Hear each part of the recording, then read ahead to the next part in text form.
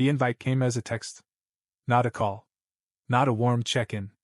Just a message in the family group thread from my dad, Martin. Family meeting this Sunday. 5 p.m. Everyone needs to be there. No explanation. No hint of tone. Just blunt obligation. At first, I didn't think much of it. Maybe something happened with the house. Maybe one of the cars needed replacing. Maybe my brother Connor had landed in trouble again, and this was their way of prepping us for damage control. But then I talked to Uncle Calvin, and he said he got the same text. Which was weird. Because of family meetings? They weren't normal in my household. And inviting extended family? That was new. So I asked my mom, Evelyn, what was going on. Her reply? We'll talk about it Sunday. Don't be dramatic. And just like that, I knew something was off. Sunday came. I showed up early out of habit. The same habit that made me show up to every holiday dinner with dessert, and every birthday with a thoughtful gift. The kind of habit that comes from being the responsible son. The one who left home, built a life, and didn't cause problems. The one who was supposed to keep the peace, even when no one else did. When I walked into the living room, I could tell something was staged. The couch cushions were perfectly arranged. My dad was already seated like a judge at a bench. My mom had a manila folder in her lap. Connor was on the other side of the room, legs sprawled, phone in hand, not making eye contact. Uncle Calvin looked just as confused as I felt. I sat down slowly. So what's going on? Martin looked at Evelyn. She opened the folder and began reading from a typed sheet. Liam, we've raised you for 31 years. That included school, housing, meals, healthcare, and guidance. We believe it's time for you to recognize that those years came at a cost that now needs to be repaid. I laughed. Because I thought it was a joke. But no one else was laughing. Not even Connor. I looked at them. You're serious? My dad nodded. We're not asking for everything at once. But your mother and I believe that a monthly repayment structure is more than fair. You've built a good life. It's time to give back. I couldn't believe what I was hearing. Give back? You're my parents. You chose to have me. My mom waved her hand dismissively. And we chose to give you a stable life. That wasn't free. We made sacrifices. And now you're making more than any of us. It's only right. That's when I realized this wasn't just a wild idea. This was a plan. They had documentation. They had spreadsheets.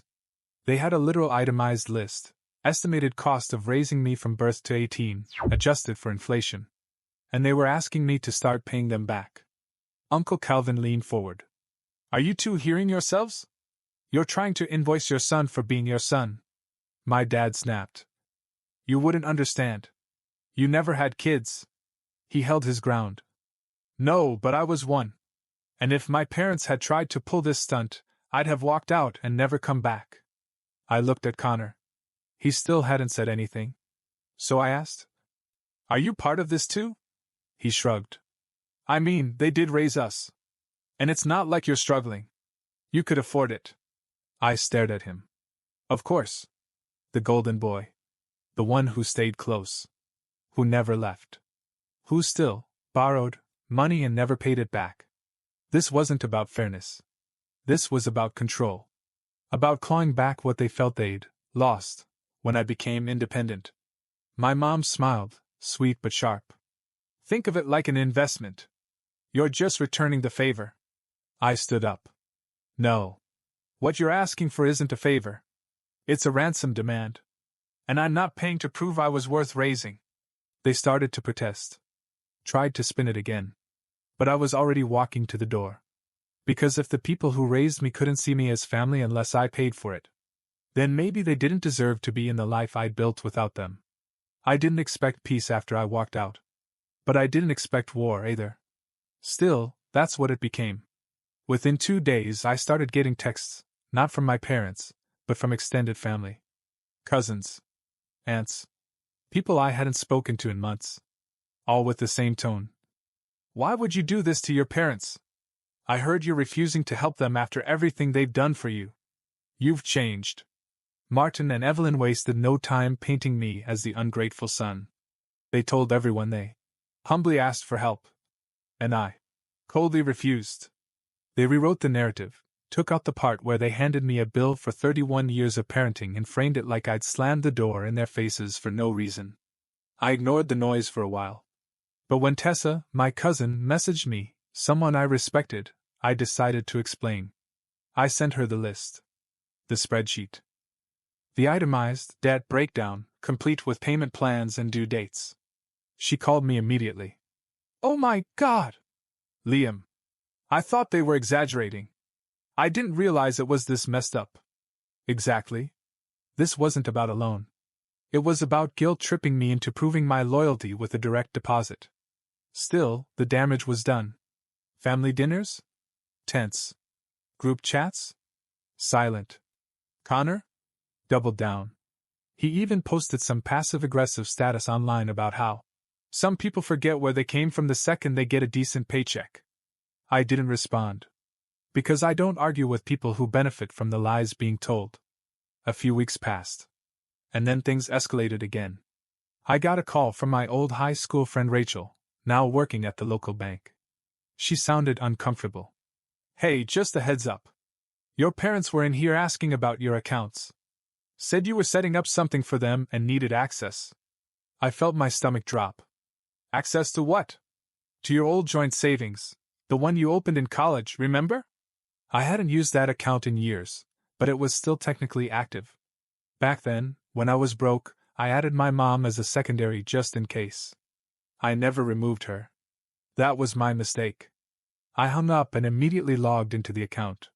Sure enough, there'd been 2 attempted withdrawals. Flagged. Blocked. But still attempted. I froze. That wasn't desperation. That was entitlement. I called my mom. She picked up immediately. "Oh, so now you want to talk? Why did you go to the bank?" "Because you owe us, Liam. And if you're not going to pay us back willingly, we'll take what we're due." I couldn't believe what I was hearing. "You realize this is illegal, right? You gave us access. That account was always meant to be shared. You just forgot your promises." She hung up before I could say another word. I froze for a few minutes, staring at the phone. Then I did what I should have done years ago. Removed her from the account. Changed my passwords. Filed a report with the bank. Set up new protections. And most importantly, I finally accepted that this wasn't going to be fixed with a calm conversation. Because some people don't want peace, they want power. And the moment you stop giving it to them, they go looking for ways to steal it back. After the bank stunt, something in me snapped. Not in rage. In clarity. I finally stopped hoping they'd realize how wrong this all was, and started accepting that some people don't want to be understood. They want to be obeyed. I made a list. Not of debts like they did, but of boundaries, real, actionable ones. And I stuck to them. First, I set up legal protections. I contacted a lawyer. Had them draft a cease and desist regarding the unauthorized bank attempts and any future contact about repayment. Second, I cleaned house, digitally and emotionally. Removed Martin and Evelyn from old shared accounts. Locked down all access. Cleared out anyone in the family who tried to play mediator instead of listening. Third, I made a rule. No more explaining myself to people who already decided I was the villain. If someone texted me with concern, but wanted drama? Blocked. If someone said, "Well, maybe your parents just felt abandoned," I'd reply, "They weren't abandoned. They just didn't like that I grew beyond their control." Connor, of course, didn't take this well. He sent a wall of messages. "You're being extreme. They gave you everything. You think you're better than us because you moved away." I replied once. "I don't think I'm better. I just know I'm free. And if that threatens you, maybe it's because deep down, you're still stuck where I escaped." He never messaged again. A few weeks passed. The silence was loud. No guilt trips. No random check-ins. No group invites. It felt like I'd burned a bridge, but in truth, I just stopped being the one rebuilding it by myself every time they set it on fire. Then, something unexpected happened. Uncle Calvin reached out. He invited me for lunch. No pressure. No pretense. Just him. When we met, he didn't dance around it. "I've never seen your parents this bitter," he said. But I've also never seen you this grounded. That meant more than I expected. He told me he'd been quietly supportive from the start, but didn't want to get in the middle. Until now. Because now? He was done watching me get turned into the family scapegoat for breaking the cycle they all secretly hated but never dared question. Then came the twist. He leaned in and said, "You know this isn't really about money, right?" I nodded. Of course I knew. This was about control. And about the fact that I was no longer emotionally bankrupt enough to pay them with guilt. He told me that after I walked out, Evelyn called him in tears, not because she missed me, but because she was embarrassed.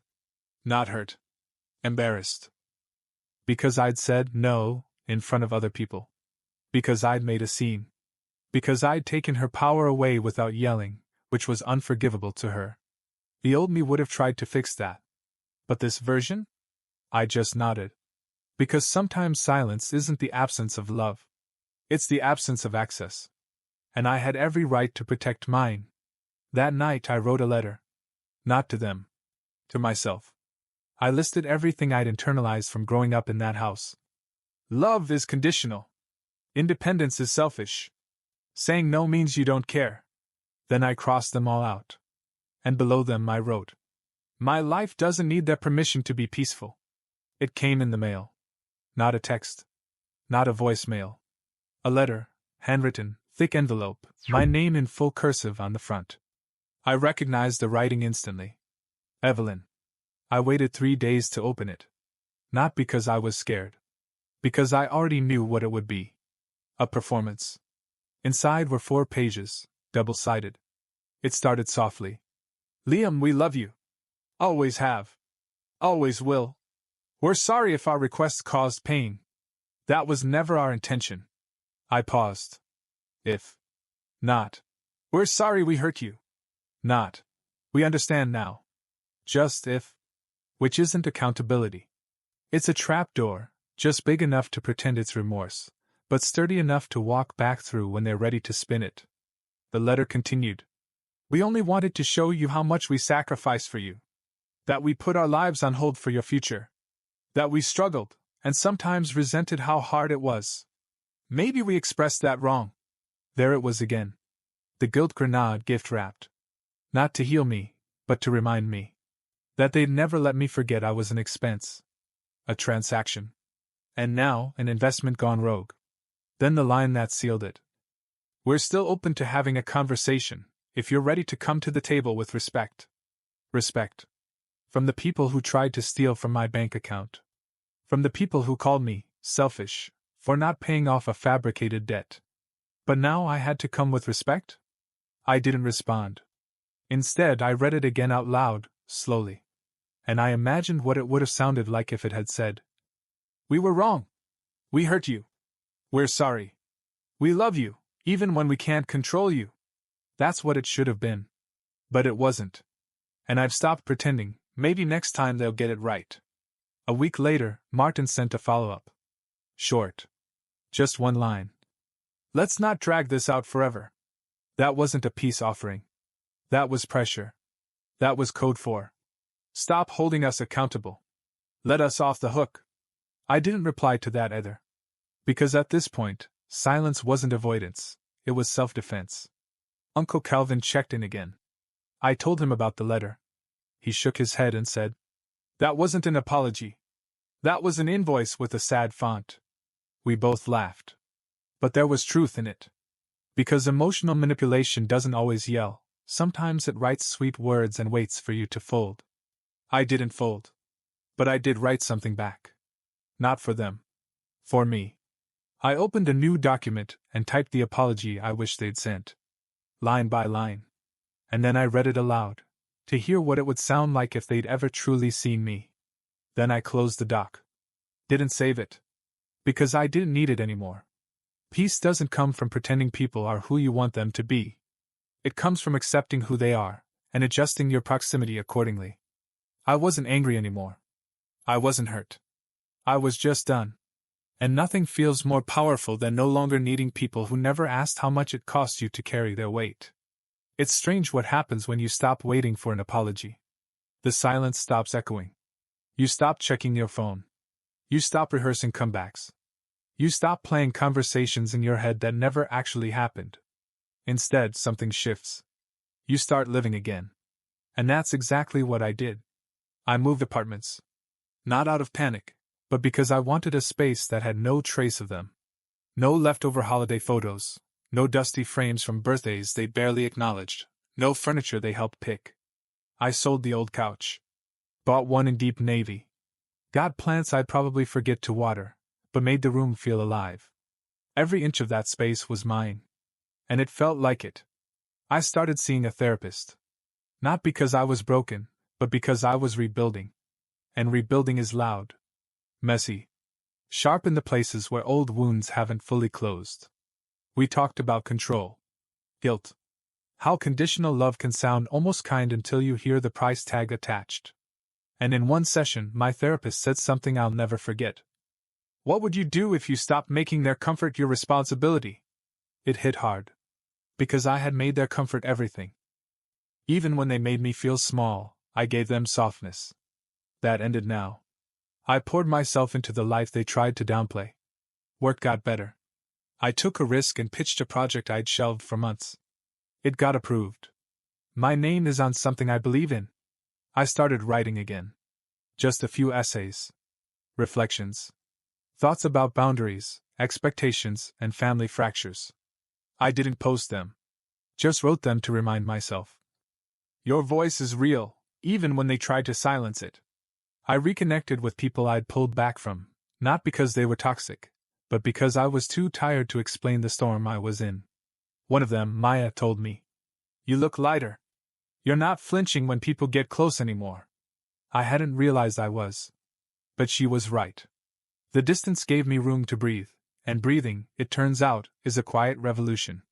Chloe, an old friend who'd gone no contact with her own parents, invited me to a small dinner. 6 of us.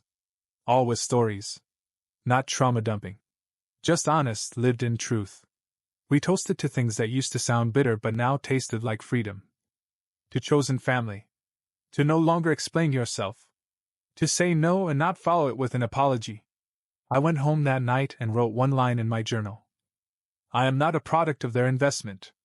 I am proof that love doesn't require a receipt. Months passed. And the letters stopped. The texts stopped. Even the whispers went quiet. Because when people realize they can't manipulate you anymore, they often go silent, not out of respect, but because your silence scares them more than your resistance ever did. And I'm okay with that. Because of this life I've built, it doesn't depend on their approval. It runs on truth. I haven't seen my parents in over a year. There's no anniversary date marked on a calendar. No countdown. No drama. Just distance. Intentional, peaceful, and earned. Sometimes people ask if I miss them. And the answer is complicated. I miss the idea of parents, the version I created in my head during the quiet nights. The version that clapped when I graduated. That's called without needing something. That hugged without an agenda. But that version? It didn't exist. And the real ones? They weren't willing to love me without leverage. There's freedom in finally calling things what they are. My parents didn't fall out of touch. They were removed from the version of my life where love had to be earned through compliance. I don't hate them. But I don't invite them in anymore. Because I stopped mistaking nostalgia for loyalty. Connor still tries now and then. Little comments. Occasional photos. Thought you might want to see this. Texts that end in silence when I don't reply fast enough. But we're not close. He stayed inside the system. I walked out of it. We're not enemies. Just incompatible. And that's okay. I've started writing pieces about this whole journey, not naming names, but capturing the ache of being the easy child, until you stop being easy. I posted one called, "When They Love the Version of You That Never Says No." It went viral. DMs flooded in. People from everywhere are saying, "I thought I was the only one. I didn't know how to name this before. You helped me let go without feeling cruel." That's what healing looks like. Not fireworks. Just someone whispering into a void and realizing 1,000 other people were already sitting in the dark too, waiting for someone to speak. Uncle Calvin still calls. He checks in. Sends goofy memes. Asks about my projects. No strings. No guilt. Just a man who chose to be family when blood decided it wasn't interested anymore. And I value him more now than ever. The other day, someone asked, "What would you do if your parents called and apologized?" And the truth? I'd listen. But I wouldn't walk backward. Because peace doesn't mean access. It means I can hear you without handing you the keys again. This isn't a revenge story. This is a reclamation. Of space. Of voice. Of value. This is the story of what happens when the easy child finally says, "I was never supposed to carry all this. And I'm putting it down now." And never picks it back up again. Because I didn't choose this fallout. But I did choose what came after. And for the first time in my life, that choice was mine.